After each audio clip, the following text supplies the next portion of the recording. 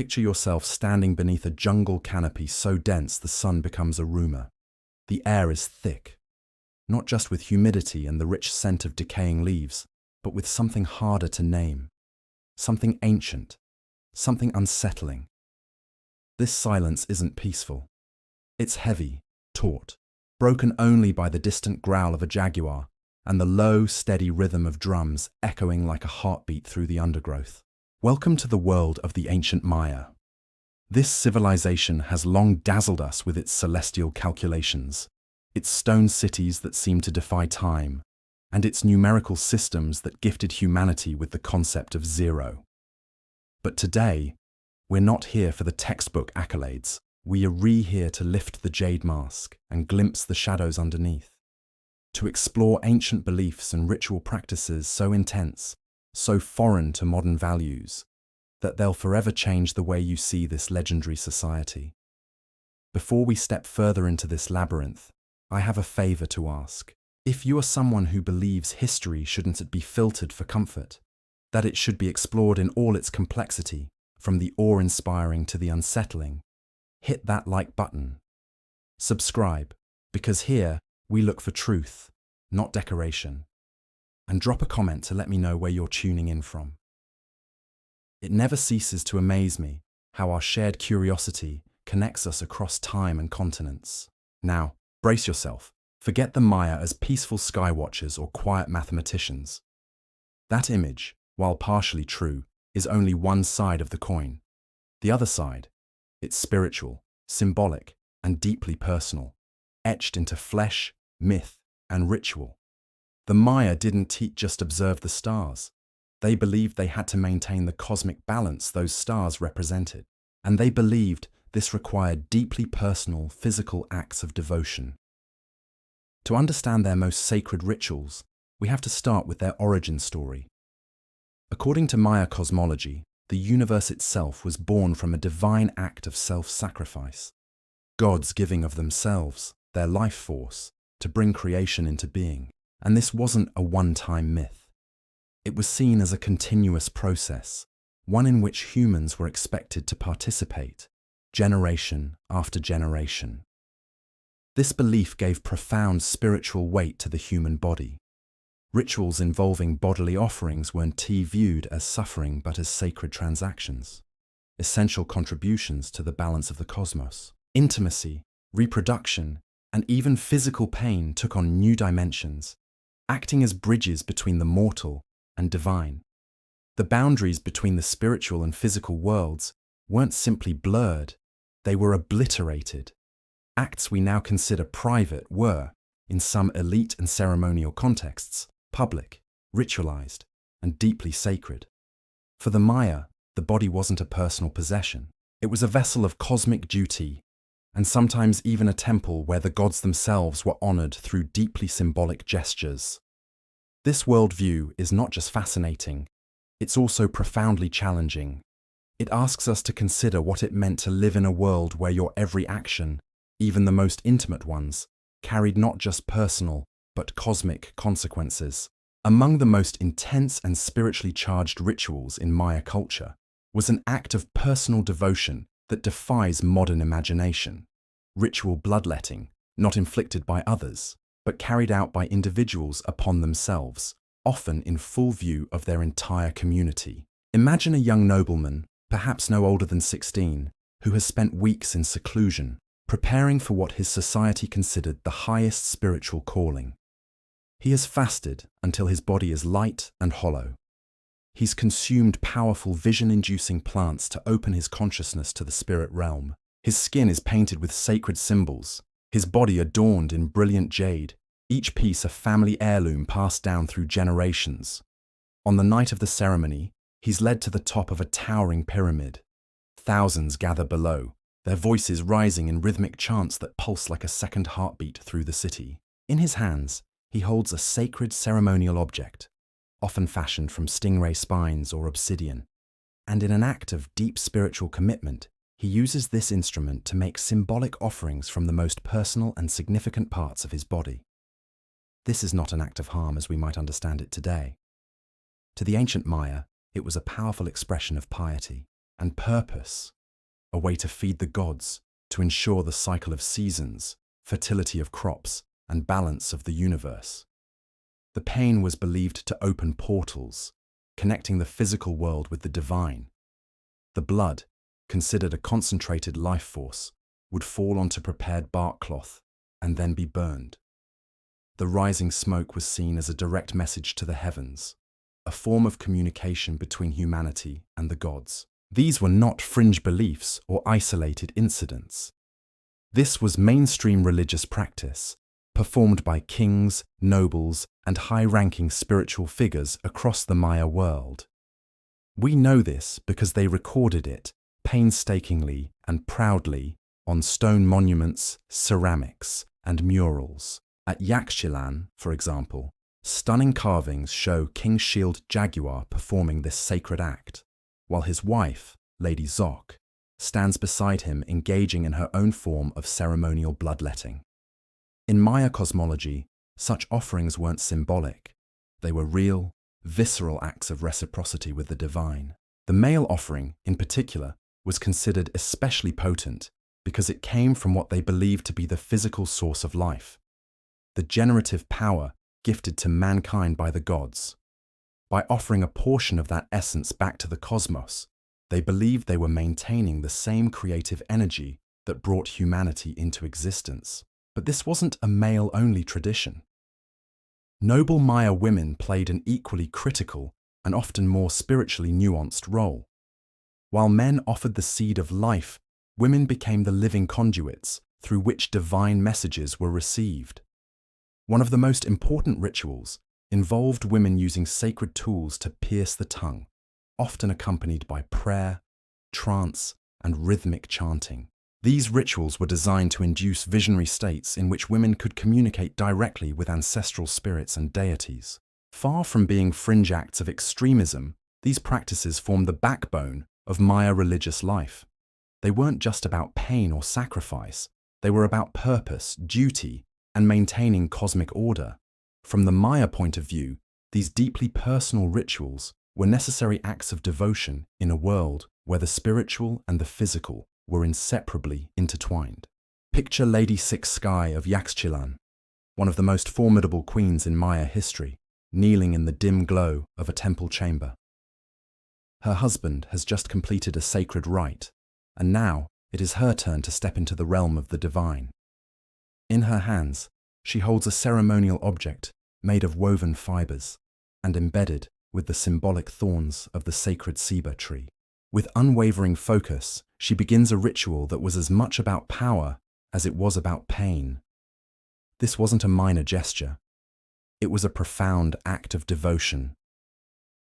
Drawing from deep spiritual conviction, she performs a symbolic piercing of the tongue, considered the seat of speech and the channel through which divine messages flowed. As her offering is collected on bark paper, she enters a heightened state of consciousness, influenced by controlled breathing, sensory deprivation, and sacred plant mixtures prepared for the occasion. In this trance-like state, she envisions what the Maya called the vision serpent, a powerful spiritual entity that emerged in ceremonial smoke, often depicted in their art. From the mouth of the serpent comes the spirit of an ancestor or a deity, bearing visions, wisdom, or warnings, messages about war, harvests, or the destiny of her kingdom. This deeply symbolic ritual, known to scholars as glossotomy, was not only spiritual but political.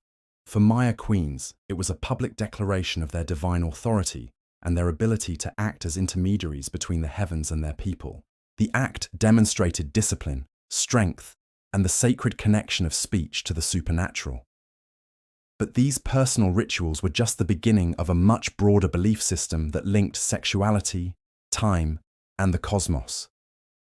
In Maya society, especially among the nobility, intimacy and conception weren't driven by emotion or spontaneity. They were scheduled with cosmic precision. The sacred 260-day calendar was used to determine when couples could conceive in alignment with divine energies. Priests, trained in astrology and cosmology, would consult the stars to ensure that children were born under the most favorable signs. To conceive on the wrong day wasn't merely unlucky, it was believed to bring disharmony or misfortune to the entire community. In this way, sexuality became a carefully orchestrated ritual, not just a personal act, but a civic and cosmic duty. Some temples, such as those found at Uxmal, are adorned with intricate fertility symbols and phallic imagery, not as crude decoration, but as sacred emblems of generative power. These motifs celebrated the creative force behind life itself and were part of elaborate religious contexts. Archaeological evidence suggests that these sacred spaces may have hosted ritual ceremonies involving intimate acts meant to honor fertility deities and encourage agricultural abundance. These rites weren't perceived as shameful, they were elevated expressions of divine worship. Participants were seen not as ordinary individuals, but as vessels channeling sacred energy, embodying the gods themselves in ritual performance. For the Maya, the body and the spirit were never separate. Worship wasn't just about prayer or contemplation, it was physical, immersive, and transformational. In their world, to honor the divine often meant engaging the senses, enduring sacrifice, and aligning one's most personal acts with the movements of the stars. However, this profound link between sexuality and the sacred had a shadow side. If sexual energy was seen as a source of cosmic balance, then misusing it wasn't just a personal failure, it was believed to disrupt the harmony of the universe itself. In Maya society, acts like adultery weren't simply private indiscretions. They were interpreted as dangerous tears in the cosmic fabric, events that could bring imbalance to entire communities. Accordingly, the consequences were often severe. An unfaithful man could be handed over to the aggrieved family for punishment, while women, especially those of noble rank, faced strict social and ceremonial repercussions. These weren't merely legal matters, they were spiritual emergencies. The concept of sexual conduct extended far beyond traditional relationships. Discussions around same-sex intimacy among the Maya remain complex and heavily debated by scholars. Part of the challenge is that much of what we know comes through the lens of Spanish chroniclers, whose accounts were deeply colored by their own moral and religious worldviews. These writings often portrayed indigenous practices as immoral, regardless of their actual context. Yet archaeological discoveries suggest a much more nuanced reality. Certain ceramic figurines and murals depict same-sex interactions, though their exact meanings remain open to interpretation. Were they symbolic, mythological, or expressions of real social dynamics? It's likely that Maya attitudes toward gender and sexuality varied widely across regions and time periods, reflecting a civilization with diverse beliefs and customs. What does seem consistent, however, is that every intimate act, regardless of form, was imbued with cosmic consequence. Warriors, for example, were expected to remain celibate before battle. It was believed that abstaining from physical intimacy preserved their vital life force, ensuring maximum strength and clarity when facing death. Women's bodies, too, were seen through a spiritual lens, especially during menstruation, which was viewed as both powerful and potentially dangerous, depending on timing and ritual context. But even the most disciplined personal sacrifices weren't always enough. There were times when Maya priests believed the gods required something far greater, a ritual that merged themes of sacrifice, status, and cosmic storytelling. In these rare but deeply symbolic ceremonies, high-status captives, often noble warriors taken during warfare, would take center stage. Their capture wasn't just a military victory, but a spiritual acquisition. Their role in the ritual wasn't framed as punishment, but as participation in a divine drama. Imagine the setting. A great city like Palenque or Tikal, its plazas packed with chanting citizens, incense swirling in the humid air. The captive, once a powerful lord in his own right, has been ritually prepared.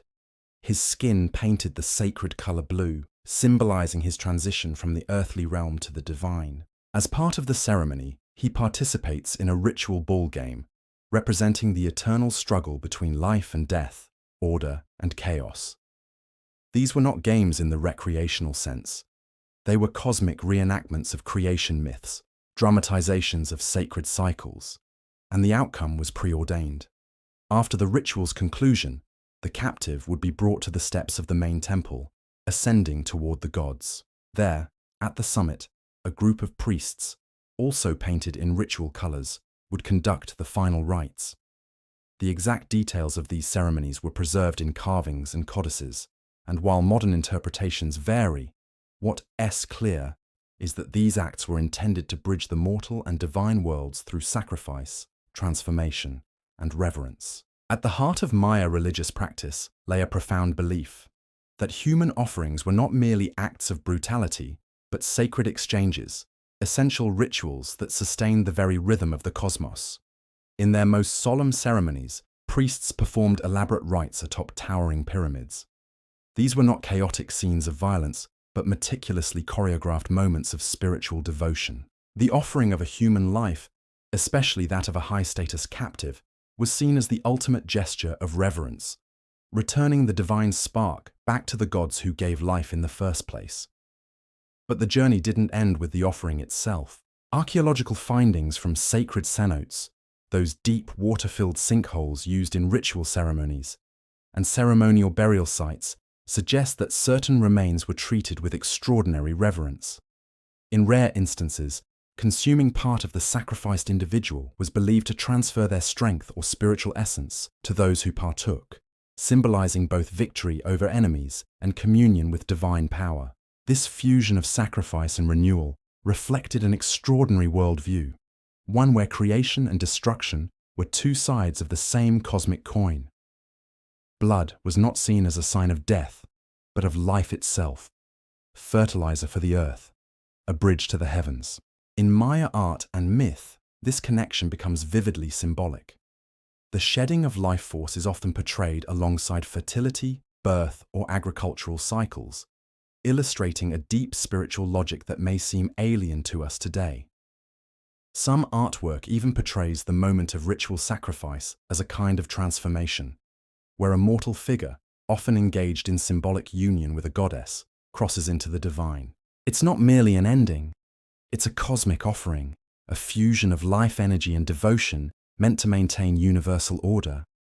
Ritual offerings were not limited to adults. In certain ceremonies, children were chosen for their perceived purity and closeness to the divine. These offerings, especially to gods associated with rain and agriculture like Chak, were performed with solemnity and reverence. Submerged remains found in sacred water temples suggest that these rituals were widespread and deeply embedded in Maya cosmology. Women too participated in ritual cycles, sometimes as officiants, other times as symbolic figures within myths and ceremonies. In rare instances, they were offered in death rituals designed to reenact foundational myths, where their roles echoed divine archetypes of life, death, and rebirth. These acts, as difficult as they are to comprehend from a modern standpoint, were not seen as punishment, but as vital reenactments of sacred history. This elaborate system of ritual and sacrifice, however, came at a cost. Over time, the pressures on Maya society grew heavier. Deforestation, soil exhaustion, drought, and political instability put incredible strain on cities already locked in cycles of warfare, conflicts often driven by the need for captives to fuel the ritual machine. Instead of adapting to the changing environment, many cities intensified their ceremonies. If traditional offerings no longer brought rain or stability, the belief was that the gods simply demanded more. The archaeological record from the late Classic period tells a stark story. Mass burial sites and hasty interments suggest an increase in both the scale and speed of these rituals. Where earlier ceremonies were deeply personalized and rich in symbolism, later practices appear more rushed, perhaps desperate. A society turning toward its spiritual foundations, even as its physical world began to fracture. The psychological and social demands placed on Maya rulers were immense. Their legitimacy did not come from governance alone. It hinged on their ability to perform intense acts of ritual devotion and to present ever more prestigious offerings to the gods. These acts were not just religious obligations. They were seen as necessary to maintain cosmic balance and community prosperity. A ruler who failed in this sacred duty risked losing the favor of the gods, and with it, the loyalty of his people. This expectation created a dangerous cycle. As pressures mounted, the rituals became more extreme. Eventually, this system reached a breaking point. During the 9th and 10th centuries, one by one, the great cities of the southern lowlands were abandoned.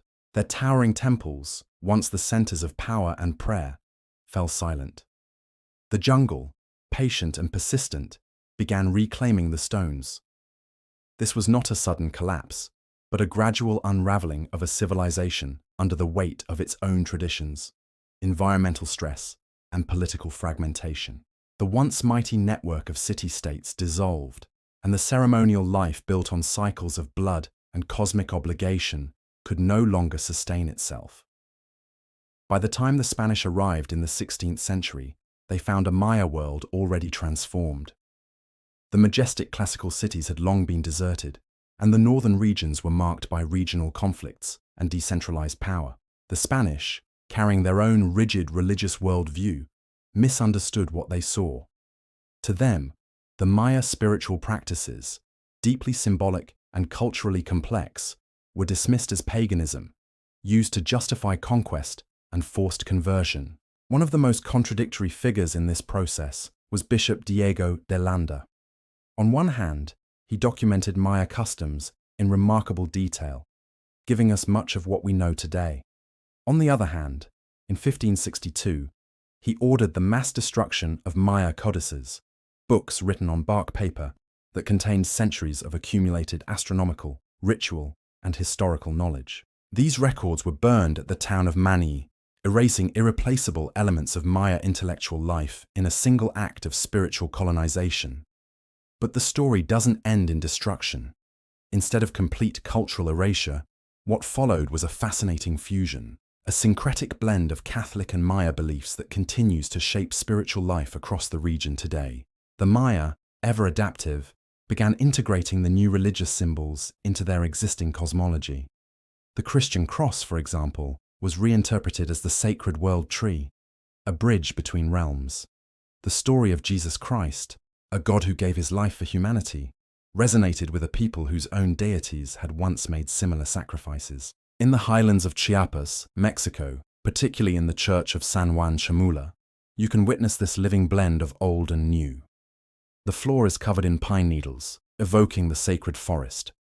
The air is thick with the scent of copal incense, just as it was in ancient temples. Worshippers chant prayers in the Maya language of Tzotzil, while traditional healers move among them, offering blessings with candles and herbs. In some ceremonies, chickens are offered symbolically as part of healing rituals, their life force believed to carry prayers to the spirit world. To outsiders, this may seem like a contradiction, a Catholic church filled with ancient rites. But to the Maya, it is a continuation. The ancient gods were not erased, they simply put on new faces. The dramatic and disturbing practices once used to express devotion, many of which no longer exist, have given way to gentler, symbolic forms. But the core belief remains. The human body is a conduit for supernatural energy, and life itself is an ongoing dialogue between the seen and unseen worlds. This spiritual resilience is a testament to the enduring strength of Maya identity. Despite conquest, despite colonization, despite centuries of upheaval, the Maya have never fully let go of their past. Instead, they've woven it into the present, ensuring that their worldview continues to echo through time, in rituals, in languages, and in the quiet burning of copal beneath cathedral arches. The ruins of the great Maya cities are far more than tourist attractions for modern Maya communities. These sites remain sacred places where ceremonies are still held, and offerings are made to honor ancestral spirits believed to dwell among the stones. In some areas, specialists continue to maintain the ancient 260-day ritual calendar, using it to choose the most auspicious days for planting crops, weddings, and religious observances. But this heritage also carries deep wounds. The Guatemalan Civil War, which lasted from 1960 to 1996, was, in many ways, a tragic continuation of the conquest. State forces committed acts of genocide against Maya communities, resulting in the deaths of over 200,000 people. The violence echoed colonial attitudes, portraying indigenous peoples as threats to be eliminated. When we look back at the ritualized violence of ancient Maya society, it can seem less brutal than the politically driven mass violence of the 20th century. Ancient Maya sacrifices were meant to maintain cosmic order, while modern governments committed atrocities to preserve political and economic control. This shared history of suffering has forged a powerful contemporary Maya identity. Today, millions work to reclaim their heritage, revitalize their languages, and protect ancestral lands from exploitation. When modern Maya activists confront corporations threatening their forests, they echo the defiance of ancestors who resisted colonial conquest. Choosing traditional farming practices over industrial agriculture is an act of cultural resilience. The story of Maya beliefs and rituals is not just ancient history. It is the foundation of a complex worldview that brought great achievements while demanding heavy costs. To understand the Maya, we must challenge modern assumptions about individual rights, bodily autonomy, and the boundaries between public and private life. Their moral universe was centered on cosmic balance rather than personal happiness. What may seem extreme or difficult to understand to us was for them a sacred duty and a way to connect with the divine. This challenges us to confront uncomfortable truths about human civilizations. Extraordinary intellectual accomplishments and acts of violence often coexist. The Maya chess practices were not primitive, but part of a sophisticated system that sustained a great civilization for over 1,000 years. Their story also encourages us to reflect on our own ideas about progress and morality. While we condemn ritual violence, we live in a world still marked by conflict and destruction on massive scales. We reject ancient human sacrifice, but accept modern warfare technologies far deadlier than anything the Maya could imagine. Have we truly moved beyond their world? Or have we simply found new ways to carry out old patterns? The voices from their pyramids have long since fallen silent, but if you listen carefully, in a Chiapas church, or in the whisper of cornfields in Guatemala, you can still hear echoes of that enduring spirit. The Maya built their world on the belief that humans participate actively in creation. That belief inspired extraordinary achievements, but also demanded great sacrifice. Their legacy reminds us how close devotion and extremism can be, and reveals a unique way of understanding reality, showing both the heights and depths of human experience. Looking into their past can be unsettling, because it reflects truths about humanity we may prefer to ignore. The jungle has reclaimed the pyramids, but the questions the Maya posed about divinity, humanity, and sacrifice remain with us. By exploring their worldview with openness, we can gain insight into the vast and complex spectrum of human experience. Their story is both a warning and a tribute to the powerful role belief plays in shaping our world. It reminds us that our own perspective is just one possibility among many in the long and often challenging history of human civilization.